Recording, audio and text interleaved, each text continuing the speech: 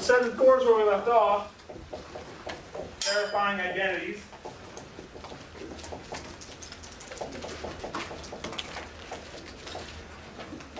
Can't remember. I think we did this one. Did we do sine x over cos x plus 1? Yeah. Or cos x minus 1 over sine x equals 0? Yeah. Okay. And I guess one last one that I have for you. This will get us back in the mood, I guess. So example, verify the identity. And I give you sine to the 4th t minus cos to the 4th t equals 1 minus 2 cos squared t. Did you start with the right? So, yeah, you have to pick a side to start with, and you have to decide whether you want to do left or right. The reason I would start, well, what do you guys think, left or right? Left. Left, I would start with the left. Only because this is kind of more complicated just because the powers are higher. I mean, they both have two terms, but these have higher powers, so you might be able to do more with the left side. Okay, so I'm going to start with the left. That's great. I'm going to start with sine to the 4th t minus cos to the 4th t. I'm going to try to break this down and simplify it somehow to get here. What can I do? Square root it. Break it out into its composite.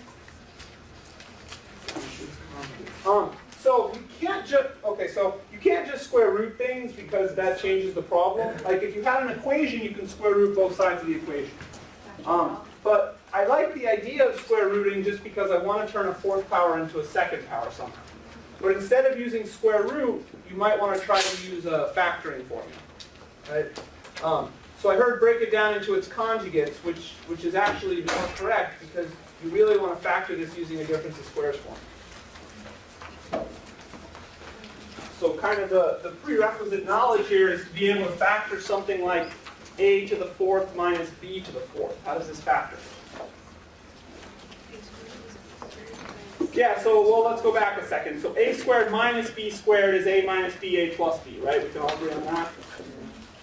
So the pattern here is that, like, if this is a square, then this is the 1st power, right? This guy is always the square root of this. So if this is a 4th, this is going to be a square.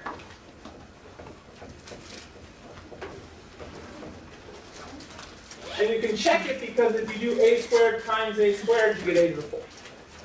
And if you do negative b squared times b squared, you get negative b to the 4th. And then the middles are going to cancel because one sign's negative and one sign's positive. So this is how you would factor a to the 4th minus b to the 4th. It's not really part of this question, but what if I gave you a to the 8th minus b to the 8th? How would you factor that? Same way. Same idea, right? What would you have to put? A to the 4th. A to the 4th minus b to the 4th. A to the 4th plus b to the 4th. Right, so you can use this difference of squares formula as long as you have both even exponents. Same even exponents.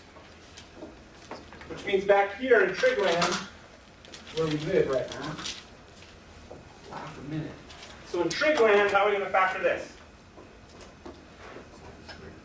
Sine squared t minus cos squared t.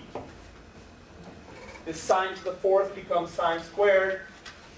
But then you get another factor, sine squared t plus cos squared t.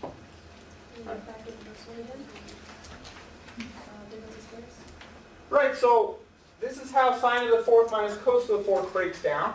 And then we have to see what we can do with both of these, because there's something you can do with each of them. In my head, this is actually, yeah, I need to change this right now, right? Whenever I see sine squared plus cos squared, my brain is telling me that this is 1. So to make my life a little easier, I'm then going to come in and replace this whole quantity with 1. So I have sine squared t minus cos squared t times 1. Now multiplying by 1 doesn't change anything, so I can kind of just drop it. But I'll leave it for this step. Now I heard the suggestion of factoring this again because it's a difference of squares. How do you feel about that suggestion? No. Okay, you feel no. You never felt no. I don't know what that feels like. Yeah, so factoring is okay. I mean, you can factor it, but what's going to happen when you factor this is you're going to get sine to the first minus cos to the first, sine to the first plus cos to the first. And you need cos squared at the end of the day. So factoring is actually making your exponents too low. So you want to, instead you want to maybe apply an identity to change this sine squared into some form of cos squared. So how does sine squared translate into cos squared? It's 1 minus cosine squared. Yeah, so we know sine squared t plus cos squared t is equal to 1. And if I solve for sine squared by subtracting, I have this identity. Sine squared is 1 minus cos squared. So I'm going to apply this here.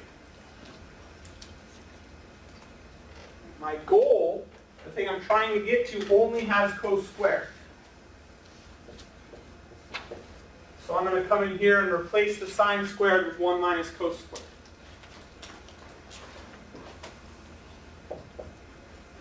So in place of sine squared, I write 1 minus cos squared t. Then I recopy this guy, because I haven't replaced him with anything. And I'm going to drop the multiplication by 1 because it doesn't change it.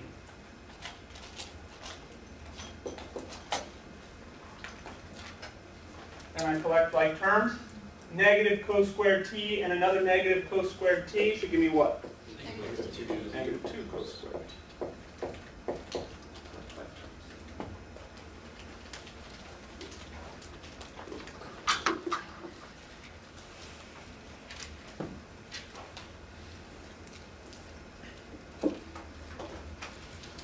So how many people knew to factor this at the beginning?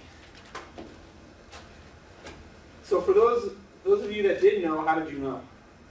What told you to factor this? Because the goal is cos squared. So I know you could So one way to think about it is you have to do something to turn a fourth power into a squared power, right? Which we saw factoring did. The other thing is really there's nothing else to do. I don't know what else you would do with sine to the fourth minus cos to the fourth. But that's where people get stuck on these a lot of times is they don't even know where to start. And so then they write down something bogus and